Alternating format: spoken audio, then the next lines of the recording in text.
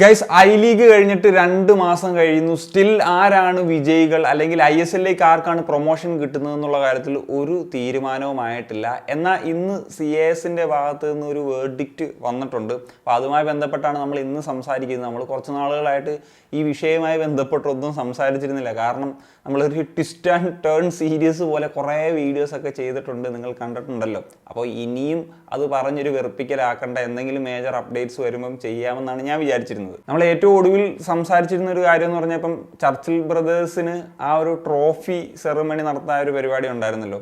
അത് AFF നടത്തിയതാണ്. അത് CASന്റെ വാക്ക് ലംഘിച്ചാണ് നടത്തിയത്. നമുക്കറിയാവുന്നൊരു കാര്യമാണ് അന്ന് സംഭവിച്ചിട്ടുള്ളത്. ഇന്റർകാഷിക്ക് ആദ്യം അനുകൂലമായിട്ടുള്ളൊരു വിധി വന്നിട്ട് AFFന്റെ അപ്പീൽ കമ്മിറ്റി ചർച്ചിൽ ബ്രദേഴ്സിന് അനുകൂലമായിട്ടുള്ളൊരു വിധി വരികയും അങ്ങനെയാണ് ചർച്ചിൽ ബ്രദേഴ്സ് ചാമ്പ്യൻസ് ആയി എന്ന തരത്തിലേക്കുള്ള ഒരു സെറിമണി വരെയുള്ള ലെവലിലേക്ക് എത്തിയത്. പിന്നീടാണ് CASന്റെ ആ ഒരു കാര്യങ്ങളൊക്കെ പുറത്തേക്ക് വരുന്നത്. എന്താണെങ്കിലും ഇന്നിപ്പോൾ CASന്റെ സൈഡിൽ നിന്ന് വരുന്നൊരു വേർഡിക്റ്റ്, ഇപ്പോൾ ഇന്റർകാഷിയും അല്ലെങ്കിൽ പല മാധ്യമങ്ങളും ഒക്കെ റിപ്പോർട്ട് ചെയ്യുന്നൊരു കാര്യം എന്ന് വെച്ച് കഴിഞ്ഞാൽ, ഇപ്പോൾ ഇന്റർകാഷിക്ക് അനുകൂലമായിട്ടുള്ളൊരു വിധിയാണ്. അതായത് നാംദാരിക്കെതിരെ നടന്നൊരു മത്സരത്തിൽ അതിനകത്ത് ആദ്യം AFF ഇന്റർകാഷിക്ക് അനുകൂലമായിട്ടുള്ള വിധി വിധിക്കുകയും പിന്നീട് AFFന്റെ അപ്പീൽ കമ്മിറ്റി നാംദാരിക്ക് അനുകൂലമായിട്ടുള്ളൊരു വിധി വിധിക്കുകയൊക്കെ ചെയ്തിരുന്നു. അപ്പം ആ ഒരു സാഹചര്യത്തിൽ നിന്ന് ഇപ്പോൾ CAS ഇന്റർകാഷിക്ക് അനുകൂലമായിട്ടുള്ളൊരു വിധി പുറപ്പെടുവിക്കുന്നു എന്നുള്ളതാണ് ഇതിലൊരു കാര്യം. അപ്പോൾ നിങ്ങളെല്ലാവരും ചിന്തിക്കും, ISLലേക്കുള്ളൊരു പ്രൊമോഷൻ അല്ലെങ്കിൽ ഐ ലീഗ് ചാമ്പ്യൻസ് ആയിട്ട് ഇന്റർകാഷ് മാറുന്നോ എന്നുള്ളത്. ഇല്ല എന്നുള്ളതാണ് അതിൻ്റെ ഉത്തരം. കാരണം ഒരു കേസ് കൂടി കോർട്ടിൽ കിടപ്പുണ്ട്, അതിൻ്റെ ഒരു വേർഡിക്റ്റ് കൂടി വരാനിരിക്കുന്നു എന്നുള്ളതാണ്. അത് ഏത് കേസ് എന്ന് ചോദിച്ചാൽ, മരിയോ ബാക്കോ എന്ന് പറഞ്ഞിട്ടുള്ള ഇന്റർകാഷിയുടെ ഒരു പ്ലെയർ ഉണ്ടായിരുന്നു. അപ്പം ആ പ്ലെയറെ ആദ്യം സൈൻ ചെയ്തിട്ടുള്ളതാണ്, ഒരു സ്പാനിഷ് സ്ട്രൈക്കറാണ്. അപ്പം അതിനുശേഷം അദ്ദേഹത്തിന് ഒരു ഇഞ്ചറി പറ്റുകയും അദ്ദേഹത്തിന് വരെ മറ്റൊരു പ്ലെയർ സൈൻ ചെയ്യുകയൊക്കെ ചെയ്തിരുന്നു. എന്നാൽ കുറച്ച് നാളുകൾക്ക് ശേഷം ഈ ഒരു താരത്തെ രജിസ്റ്റർ ചെയ്യുന്നൊരു കാര്യത്തിലേക്ക് വന്നു. അപ്പം ഇത് പറഞ്ഞ പോലെ ലീഗ് റെഗുലേഷനൊക്കെ എതിരായിട്ടുള്ളൊരു കാര്യമാണ്.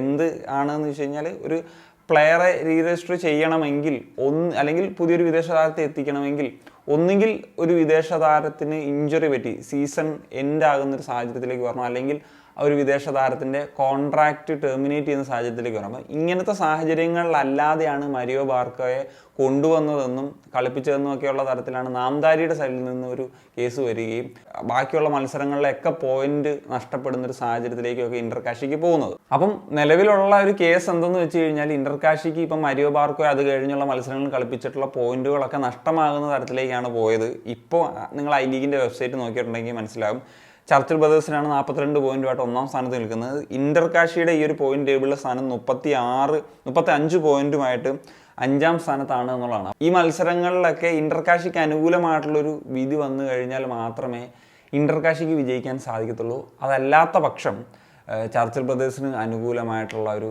കാര്യമായിരിക്കും പോകുന്നത്. അതായത് ചർച്ചിൽ ബ്രദേഴ്സ് വിൻ ചെയ്യുന്ന സാഹചര്യത്തിലേക്ക് വരും, ചർച്ചിൽ ബ്രദേഴ്സ് പ്രൊമോട്ട് ചെയ്യുകയും ചെയ്യും എന്നുള്ളതാണ്. അപ്പം എനിക്ക് മനസ്സിലാത്തൊരു കാര്യം എന്ന് വെച്ച് കഴിഞ്ഞാൽ, ഈ ഒരു ഫോറിൻ പ്ലെയർ രജിസ്ട്രേഷനൊക്കെ നടക്കുന്ന സമയത്ത് ഒരു 7ാമത്തെ പ്ലെയറൊക്കെയാണ് രജിസ്റ്റർ ചെയ്യുന്നൊരു സാഹചര്യമെങ്കിൽ അത് ലീഗ് ഓർഗനൈസേഴ്സ് അല്ലെ അത് കൃത്യമായിട്ട് രജിസ്റ്റർ. ഇപ്പോൾ ഒരു മത്സരത്തിൽ ഒരു ഇനെലിജിബിൾ ആയിട്ടുള്ള പ്ലെയറെ കളിപ്പിച്ചു, അത് എന്തെങ്കിലും അന്നേരം സംഭവിക്കുകയാണ്, ചിലപ്പോൾ ഒരുപാട് സംഭവിക്കുന്ന കാര്യമാണ്. പക്ഷേ രജിസ്ട്രേഷൻ എന്ന് പറഞ്ഞു കഴിഞ്ഞാൽ ലീഗ് കാര്യങ്ങളൊക്കെ നോക്കിയിട്ടല്ലേ ആ ഒരു പരിപാടികളൊക്കെ ചെയ്യുന്നത് എന്നുള്ളതാണ്. മൊത്തത്തിൽ കാര്യങ്ങൾ അലമ്പായിട്ട് കിടക്കുകയാണ് എന്നുള്ളതാണ് ഇതിൽ പറയേണ്ടത്.